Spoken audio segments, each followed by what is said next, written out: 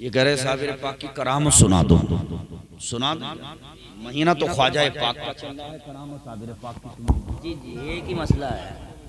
नाराए तकबीर, नाराए रिसालत, फैजाने ख्वाजा गरीब नवाज, फैजाने साबिर पाक, मसलके आला हजरत, नाराए हैदरी, नाराए हैदरी, दमदार दमदार। सरकार महबूब इलाही निजामुद्दीन औलिया का नाम सुना? कौन है? साबिर पाक के पीर भाई हैं? महबूब इलाही।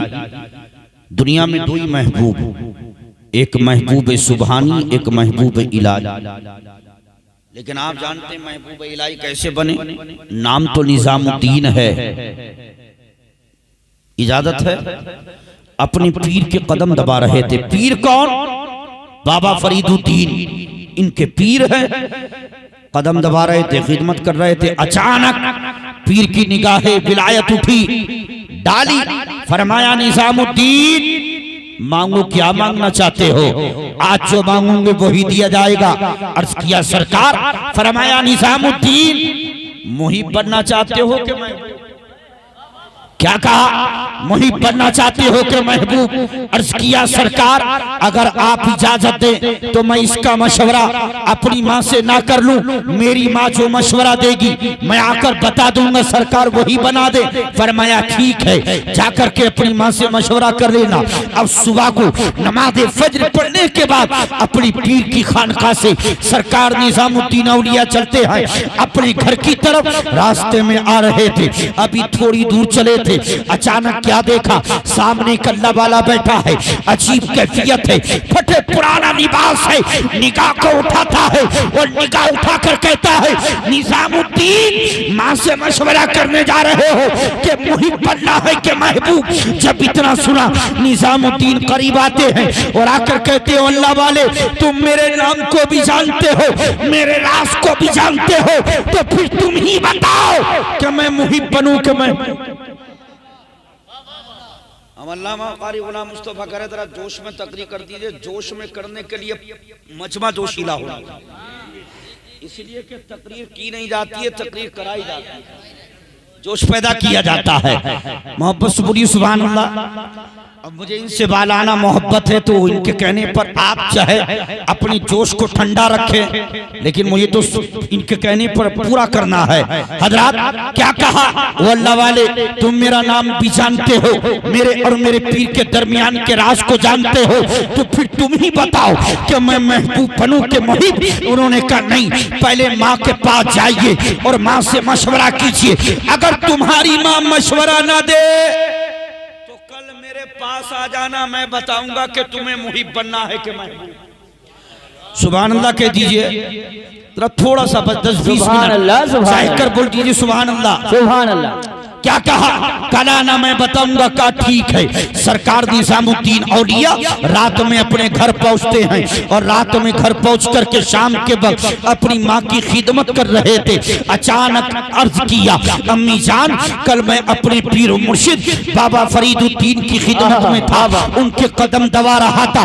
अचानक मेरे पीर ने निगाहे विलायत को उठाया और निगाहे विलायत उठा करके फरमाया निजामुद्दीन मुहिब बनना चाहते हो कि महबूब? बताओ, आज जो कहोगे वही बना दिया जाएगा। तो मैंने कहा मेरे पीर अगर आप इजाजत दे तो मैं अपनी माँ से मशवरा कराऊं, लेकिन मेरी बालदा जब मैं अपने पीर की बारगाह से चला था तो रास्ते में एक कलंदर बैठा था, एक अल्लाह वाला बैठा था, फटा पुराना लिबास था, उसने निगाह को उठाया, मेरा नाम पुकारा और मेरे पीर के दरमियान के राज को भी बता। अरे बाबा सुभान अल्लाह सुभान अल्लाह। उससे पहले कभी मैंने उस अल्लाह वाले को देखा नहीं, कभी मुलाकात नहीं, जानता नहीं, लेकिन ताज्जुब ये है वो अल्लाह वाला मेरा नाम भी जानता है, मेरे राज आहा सुभान अल्लाह सुभान अम्मी जान जब उस अल्लाह वाले ने मेरा नाम लिया, मेरे मेरे पीर के दरमियान के राज को जाहिर किया, तो मैंने कहा कि जब तुम सब कुछ जानते हो तो फिर तुम ही बताओ कि मैं मुहिब बनूं कि महबूब। तो उसने कहा नहीं, आप जाइए अपने घर अपनी माँ के पास, वादा किया है तुमने पीर से, और माँ से पूछिए अगर तुम्हारी माँ इनकार करे कल मेरे पास आ जाना, फिर मैं बताऊंगा कि तुम्हें मुहिब बनना है कि महबूब। अब मेरी वालदा आप बताओ, तो आपकी वालदा कहती है बेटा निजामुद्दीन जो अल्लाह वाला तेरे नाम को जानता है, तेरे तेरे पीर के दरमियान के राज को जानता है, वो अल्लाह वाला ये भी जानता है कि तेरे हक में महबूब बनना बेहतर होगा कि मुहिब बनना बेहतर। वाह वाह वाह वाह वाह, बेशक बेशक सुभान अल्लाह। मशवरा नहीं देती हूँ, उन्हीं से मशवरा करना जी जी जी जगह पर आए तो वो अल्लाह वाले नहीं थे, बेटा तू जा, हाँ वो अल्लाह वाले नहीं थे इधर देखा उधर देखा, इधर देखा, निगाह की उधर कहीं नहीं थे जी। लोगों से मालूम किया, लोगों ने क्या क्या तलाश कर रहे हो? कहा कल जो यहाँ मजजूब अल्लाह वाले बैठे थे कलंदर कहाँ है? कहा उसका इंतकाल हो गया, सामने गंदगी के ढेर पर फेंक दिया हमने। कि इंतकाल हो गया? कहा इंतकाल हो गया, उठाया हमने क्योंकि यहीं बैठा रहता था, ना नमाज थी ना रोजा था उसके पास, हमने उठाया। बुरा आदमी है, कभी न नमाज पढ़ता है ना रोजा, उठाकर गंदगी के ढेर पर फेंक दिया। निजामुद्दीन औलिया आगे गए और वाकई देखा तो वो गंदगी के ढेर पर लेटे हुए हैं। खड़े होकर कहा कल तो बड़ी बड़ी बातें कर रहे थे। पैर पैर जी क्या कहा? कल तो बड़ी बड़ी बातें कर रहे थे, मेरा नाम भी बता रहे थे, मेरे मेरे पीर के दरमियान के राज को भी बता रहे थे। अपनी खबर नहीं थी कि कल मैं भी रहूंगा कि नहीं रहूंगा, अपनी खबर नहीं, हमारे पीर की खबर रखते थे। अब तुम चले गए, किससे पूछो? माँ से भी, माँ ने भी कह दिया उन्हीं से पूछना। अब पलट कर क्या माँ की तरफ जाऊं? अगर तुम्हें आज मरना ही था तो कल इतनी बड़ी बात क्यों की थी कि हमारे पास आ जाना, हम बताएंगे कि मुहिब बनना है कि महबूब। इतना कहना था। रब्बे काबा की कसम, वही अल्लाह वाला उठ कर के आलमी जलाल में बैठ जाता है और बैठ कर कहता है निजामुद्दीन मुहिब बनना, मुहिब बनोगे तो ना गुस्ल दिया जाएगा, ना कफन दिया जाएगा, ना नमाज जनाजा पढ़ी जाएगी, बल्कि उठा करके गंदगी के ढेर पर फेंक दिए जाओगे। इसलिए महबूब बनना, महबूब बनोगे, नमाज भी होगी, गुस्ल भी होगा, जब दफन भी होगा, और कयामत तक तुम्हारे मजार का तुम्हारा नाम भी रहेगा। नाराए तकबीर, नाराए रिसालत, फैजाने औलिया, करामाते औलिया, सुभान अल्लाह सुभान अल्लाह। यही महबूब इलाही के हजरत अमीर खुसरू थे। इन्होंने कहा खुसरू जाओ सामान ले आओ, ये पुरानी दिल्ली आए, लेकिन वहां बड़ी भीड़ भाड़ थी, बड़ी भीड़ भाड़। इन्होंने कहा भाई इतनी भीड़ कैसे कि अल्लाह वाले का विशाल हो गया है, इंतकाल हो गया। उन्होंने अपनी हयात जिंदगी में ऐलान कर रखा था कि जो मेरे बाद विशाल मेरे जनाजे को कांदा देगा वो जन्नती हो जाएगा। लोगों ने घरों में ताले डाल दिए जन्नत खरीदने के लिए, अल्लाह वाले के जनाजे को कांदा दे, इसलिए इतनी भीड़ भाड़ है। आपने कदमों को पीछे हटाया और एक जगह पर अपने आप को कैद किया, आगे नहीं आए। जब जनाजा चला गया बाहर आए, सादो सामान लिया, पीर की बारगाह में, पीर की बारगाह में आए तो हजरत महबूब इलाही ने फरमाया खुसरू बड़ी ताखीर से आए हो। अदबन अर्ज किया हुजूर वहाँ बड़ी भीड़ भाड़ थी। का भीड़ भाड़? का हुजूर एक अल्लाह वाले का जनाजा जा रहा था, लेकिन भीड़ भाड़ इसलिए थी कि उन्होंने हयात जिंदगी में यह ऐलान कर दिया था कि मेरे बादे विशाल जो मेरे जनाजे को कांदा देगा वो जन्नती हो जाएगा। लोग जन्नत खरीदने के लिए घरों में ताला डाल करके आगे आ गए मैदान में, उनके जनाजे में। फरमाया साफ साफ क्यों नहीं कह देते हो कि मेरे पीर मैं भी जन्नत खरीदने में लग गया? क्या कहा महबूब इलाही ने? खुसरू साफ साफ क्यों नहीं कह देते हो कि सरकार मैं भी जन्नत खरीदने में लग गया था?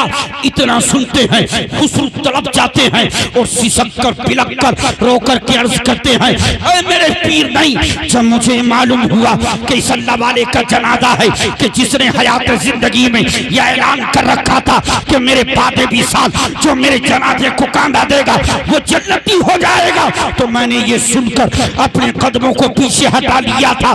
खुदा की कसम जब ये कहा तो महबूब इलाही कहते खुसरू, लोग घरों में ताले डालकर जन्नत खरीद रहे थे, जनाजे को कांधा दे रहे थे, तुमने पीछे कदमों को क्यों हटा लिया था?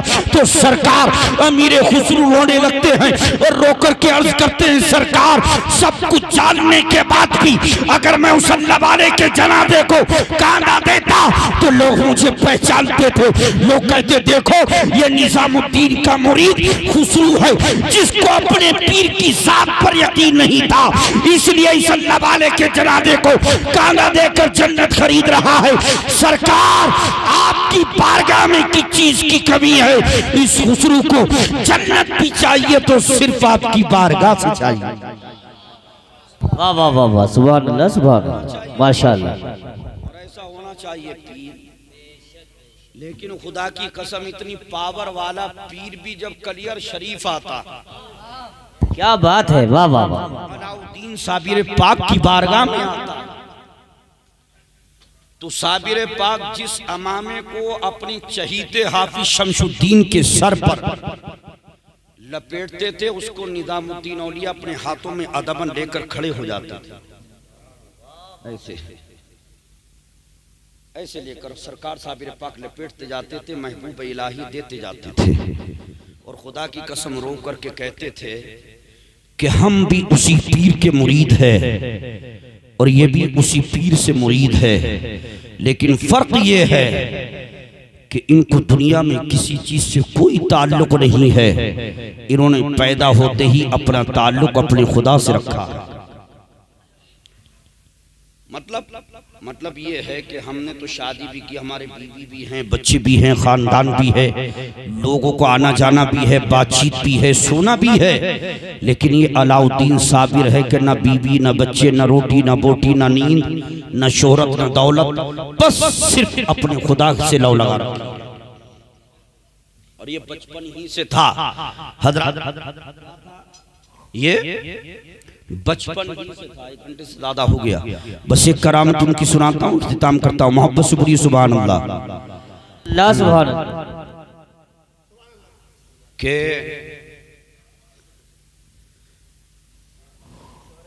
इनके सुभान अल्लाह पे हमारी माँ बहनें हंस रही हैं। अच्छा अच्छा, सुभान अल्लाह बोलिए।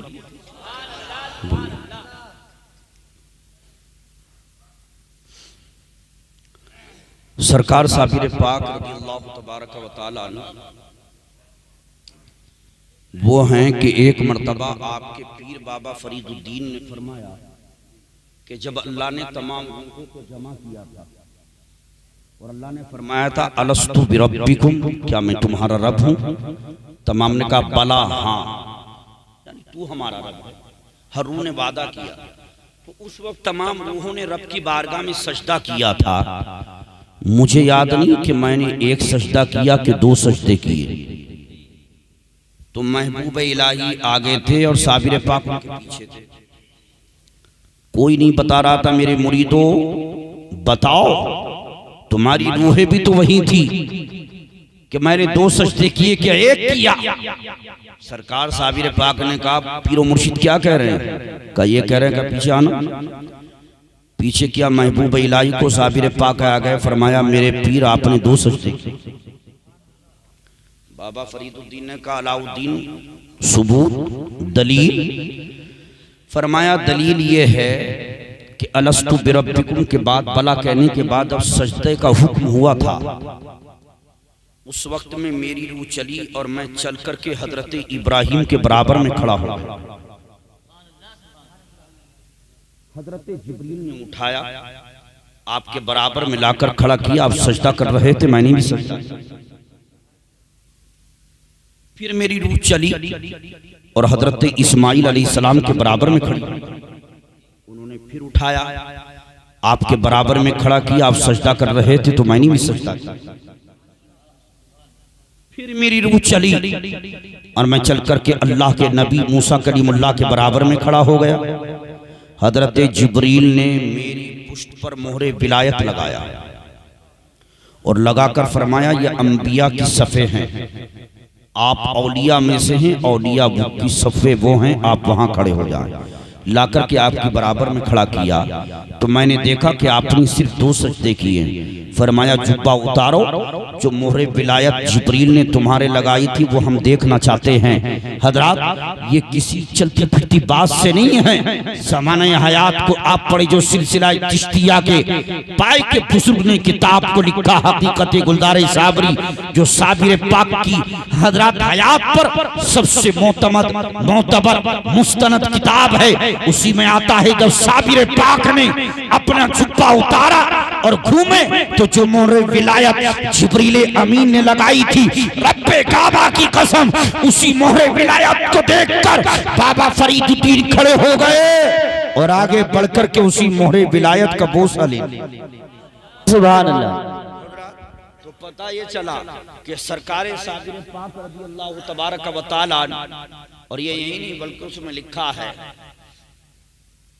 कि हजरत बाबा फरीदुद्दीन कहते हैं मैं सो रहा था, ख्वाब देखा कि मुझे मेरे पीर ने लिया, ख्वाजा कुतुबुद्दीन ने, और हुक्म दिया अलाउद्दीन साबिर को ले लो। उनको लिया, जब लेकर के हम दोनों को हमारे पीर ख्वाजा कुतुबुद्दीन चले और जहां पेश किया तो वो कोई दुनिया की बारगाह ना थी, बारगाह रसूल। पेश किया तो मुस्तफ़ा ने अपनी निगाह विलायत को उठाया और निगाह विलायत उठाकर अलाउद्दीन साबिर की तरफ डाली। फरमाया कि ये अल्लाह का वली है।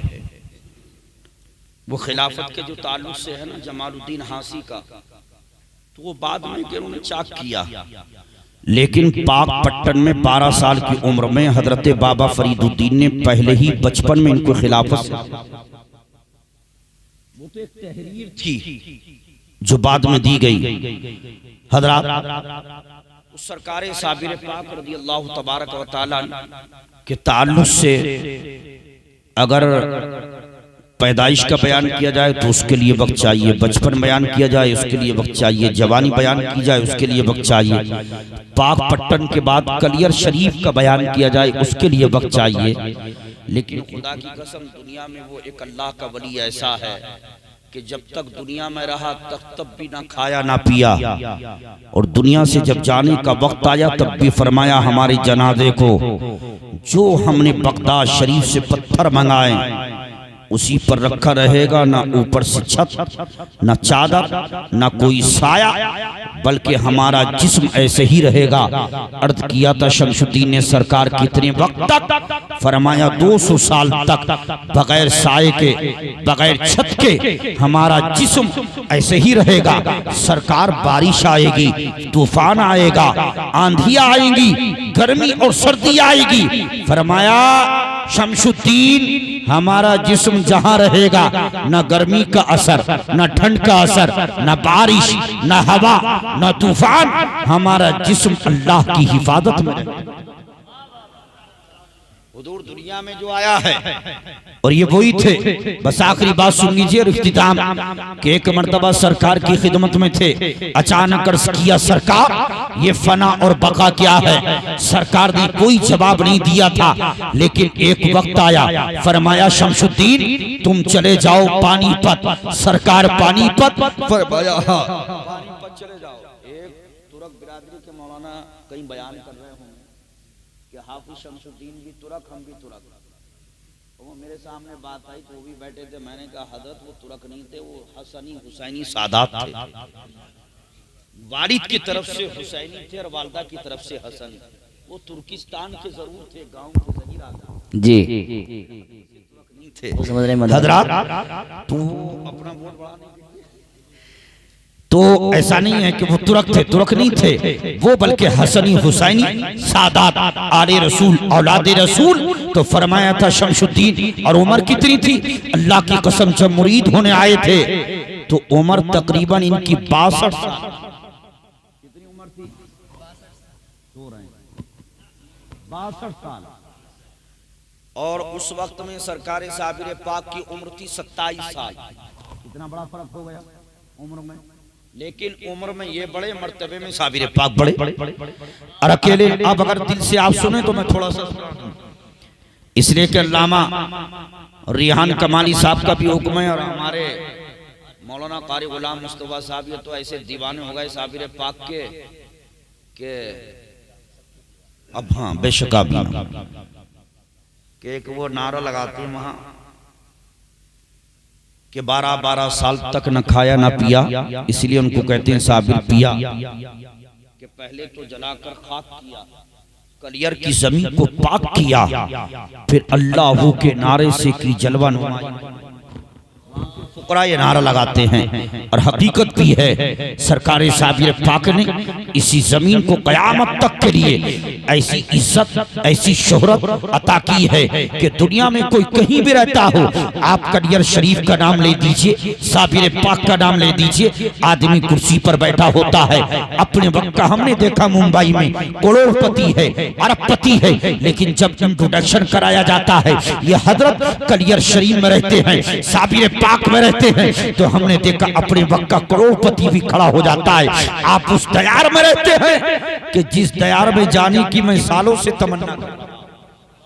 ओ साबिर पाक रब्बे काबा की कसम 62 साल की उम्र में हाफिज शमसुद्दीन आए, अकेले नहीं आए, 11 लोगों का काफिला लेकर आए। डायरेक्ट कलियर शरीफ नहीं आए बल्कि इसी पाकपट्टन में आए थे। बाबा फरीदुद्दीन की बारगाह में मुरीद कर लिया बाबा फरीदुद्दीन ने, इनको छोड़ दिया। इन्होंने कहा सरकार सबको मैं लाया था, आपकी शोहरत अपने इलाके में सुनी, आपने सबको कर लिया, मुझे क्यों छोड़ दिया? तो बाबा फरीदुद्दीन ने फरमाया था तुम्हारा हिस्सा मेरे पास नहीं है। का मेरा हिस्सा किसके पास है? का तुम्हारा हिस्सा मेरे भांजे अलाउद्दीन साबिर के पास है। कहा साबिर कौन है?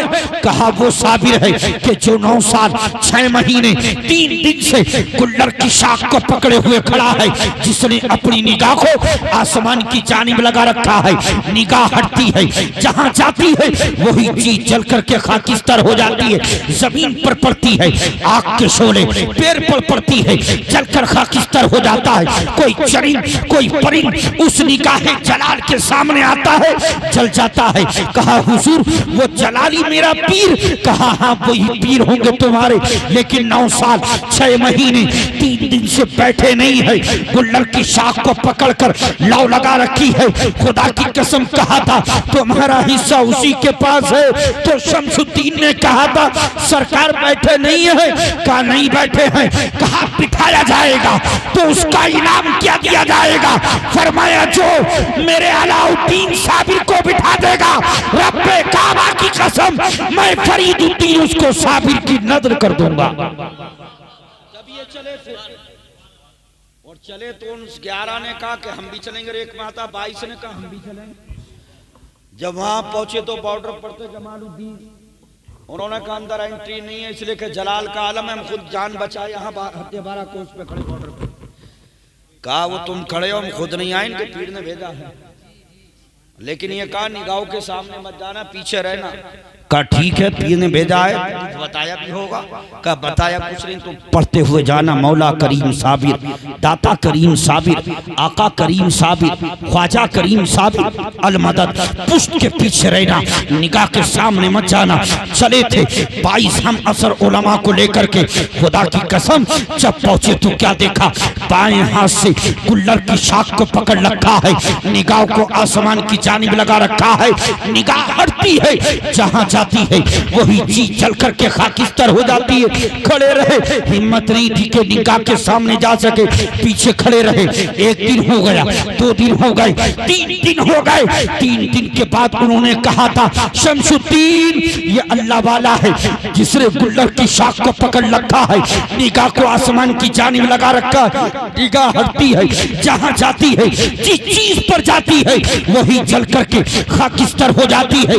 हमारे अंदर ताब नहीं, ये अल्लाह वाला निगाहे करम नहीं कर रहा है, निगाहे रहमत नहीं कर रहा है, निगाहे विलायत नहीं कर रहा है। अब हमारी पिंडियों में ताब नहीं, ताकत नहीं, कुव्वत नहीं कि हम खड़े हो सके। इसलिए शमसुद्दीन हम वापस चलना चाहते हैं, चलो वापस चलो। खुदा की कसम उस वक्त शमसुद्दीन ने कहा था ओ लोगों जब तक अलाउद्दीन साबिर को नहीं देखा था दिल में औरों की मोहब्बत थी, अलाउद्दीन साबिर को देखा है, दिल साबिर की मोहब्बत का मदीना हो। अब मैंने फैसला कर लिया है कि जब तक ये निगाहे करम नहीं करेंगे, निगाहे रहमत नहीं करेंगे, शमसुद्दीन भी नहीं जाएगा। मेरी रगों में भी हुसैन पाक का खून है, जाऊंगा नहीं। खड़े हो गए, 22 वापस आ गए, 22 दिन तक खड़े रहे। 23वां दिन आया, जलाल से जमाल की तरफ आए, आलमी इस्तगराक आपसे दूर हुआ, आलमी दुनिया में आए। फरमाया 22 दिन के बाद किसी की आहट को महसूस कर रहा हूँ, किसी की खुशबू को महसूस कर रहा हूँ। अर्ज किया सरकार मैं हूँ शमसुद्दीन, आपका गुलाम, आपके पीर बाबा फरीदुद्दीन ने भेजा है। कहा निगाहों के सामने आ जाओ। निगाहों के सामने आए। फरमाया क्या नाम है? कहा शमसुद्दीन है। किस लिए आए हो? कहा सरकार आपसे मुरीद होने आया हूँ, अपनी गुलामी में कबूल फरमाने। मुस्कुराए, फरमाया खुदा का शम्स आसमानों पर है, जाओ आज से तुम हमारे शम्स हो, मेरा शम्स जमीन। जाओ वापस जाओ, अभी मेरे पीर की खिदमत में रहो, मेरे पीर आखिरी वक्त में कुछ चीजें देंगे, उनको लेकर के आना। वापस पलट कर आए थे वो 22 लोग, वो 22 उलमा जो 3 दिन में वापस हो गए थे। जब पीर की बारगाह में वो बैठे थे और शमसुद्दीन पहुंचे तो उन सब ने कहा देखो देखो वो शमसुद्दीन आ रहे हैं जो 22 दिन तक खड़े रहे। लेकिन इनसे पूछिए इन्होंने 22 दिन तक क्या खाया और क्या पिया। जैसे ही आगे बढ़े थे बाबा फरीदुद्दीन ने पहली फुर्सत में उठ करके हजरत हाफिज शमसुद्दीन की निगाहों को चूमा था, इन आंखों को चूमा था और चूम कर कहा था शमसुद्दीन इसलिए चूम रहा हूं कि तुम इन निगाहों से मेरे अलाउद्दीन साबिर का जलवा देख कर आ रहे। लेकिन इनका सबका कहना है 22 दिन तक खड़े रहे। ये बताओ कि तुमने 22 दिन तक क्या खाया और क्या पिया। तो अर्ज करते हैं मेरे पीर वहां खाने की कहां हो रही थी, वहां तो जान के लाले पड़े हुए थे, जान बचाना मुश्किल था। वहां मैंने कुछ खाया पिया नहीं है बल्कि ऐसे ही खड़ा रहा। तो कहा क्या तुम्हें भूख नहीं लगती थी? अर्ज करते हैं सरकार जब जब मुझे भूख लगती थी मैं पंजों पे बल खड़ा होता था, निगाहों को ऊंचा करता था, अलाउद्दीन साबिर के चेहरे के रुखसार की झलक जैसे ही देखता था देखते ही मेरी भूख और प्यास खत्म हो जाती।